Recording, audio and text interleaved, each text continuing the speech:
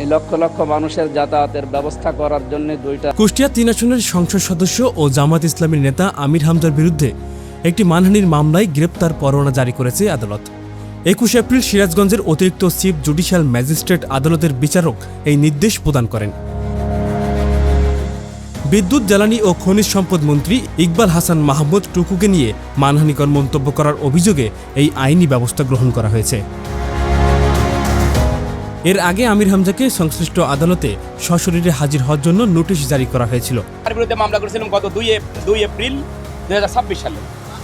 ২ April মাননীয় আদালত তাকে হাজির হওয়ার জন্য সমনের আদেশ দেন। উনি হাজির হন নাই। নোটিশ জারি করার মাধ্যমে তাকে নির্দিষ্ট তারিখে আদালতে উপস্থিত থাকার নির্দেশ দেওয়া হলেও তিনি আদালতের সেই আদেশ পালন করেননি। নির্ধারিত তারিখে তিনি আদালতে উপস্থিত না হয় বিচারক তার প্রতি কঠোর অবস্থান গ্রহণ করেন এবং তার বিরুদ্ধে গ্রেপ্তারি পরোয়ানা জারির আদেশ দেন।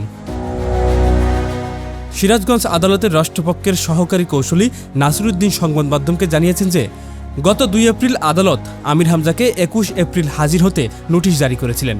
সেই অনুযায়ী তিনি আদালতে উপস্থিত না হওয়ায় বিচারক তার বিরুদ্ধে গ্রেপ্তারি পরোয়ানা জারি করে তাকে দ্রুত গ্রেপ্তারের নির্দেশ প্রদান করেছেন।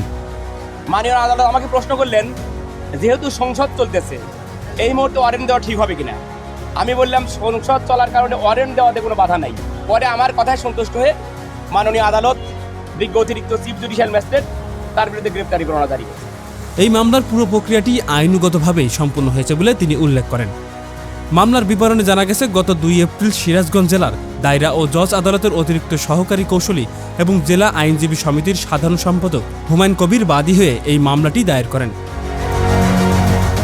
বাদীর অভিযোগে বলা হয়েছে যে সিরাজগঞ্জের কৃতি সন্তান ইকবাল হাসান মাহমুদ টুকুকে নাস্তিক বলে অত্যন্ত গ্রহিত ও অপমানজনক কাজ করেছেন আমির হামজা। এরই মধ্যেই অভিযোগে আরও উল্লেখ করা হয়েছে যে আমির হামজা কেবলই ব্যক্তিগত আক্রমণ করেননি, বরং তিনি ইসলাম ধর্মের বিরুদ্ধেও নানা কুরুচিপূর্ণ মন্তব্য করেছেন। এই ধরনের বক্তব্যে ক্ষুব্ধ হয়ে দণ্ডবিধির ২৯৬, ৫০০ ও ৫০৪ নম্বর ধারায় মামলাটি করা হয়েছে। বাদীপক্ষের দাবি, এই ধরনের মন্তব্য সামাজিক ও ধর্মীয় সম্প্রীতি নষ্ট করার পাশাপাশি সংশ্লিষ্ট ব্যক্তির সম্মানহানি ঘটিয়েছে। ঘটনার সূত্রপাত হয় গত ২৬ মার্চ, যখন বিদ্যুৎ, জ্বালানি ও খনিজ সম্পদ মন্ত্রী ইকবাল হাসান মাহমুদ ১৯৭১ সালের মহান মুক্তিযুদ্ধ ও বীর মুক্তিযোদ্ধাদের সম্মান জানিয়ে একটি বক্তব্য প্রদান করেন। সেই বক্তব্যকে কেন্দ্র করে পরবর্তী সংঘাতপূর্ণ পরিস্থিতির সৃষ্টি হয়। এই দেশে ধর্ম প্রতিষ্ঠা করার জন্য নাকি মুক্তিযুদ্ধ হয়নি। মুক্তিযুদ্ধ হয়েছে কেন আপনি বলেন তো? এবং আমির হামজা তার বিরুদ্ধে আক্রমণাত্মক অবস্থান নেন। সেই সাথে জানা গেছে যে কুষ্টিয়ার সদর উপজেলার হাট ও শরীফুর বড় জামে মসজিদে জুম্মার নামাজের খুতবার আগে আয়োজিত এক আলোচনায় আমির হামজা সরাসরি মন্ত্রীকে লক্ষ্য করে বক্তব্য দেন। সেখানে তিনি ইকবাল হাসান মাহমুদকে নাস্তিক ও ইসলাম বিদ্বেষী বলে অভিহিত করেন।